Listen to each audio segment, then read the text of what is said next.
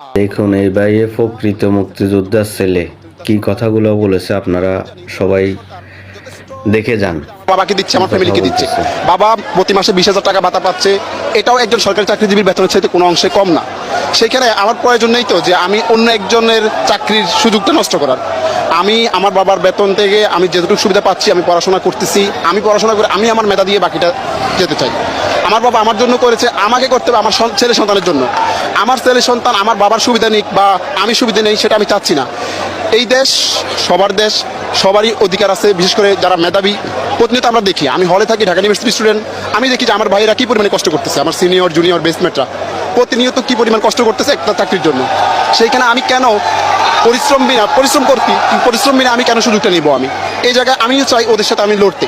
যদি আমি মেধায় ওদের সাথে না লড়তে পারি, তাহলে আমি কিন্তু আমার মেধার পরিচয় দিতে পারবো না, যোগ্য না, তাহলে আমি যোগ্য না।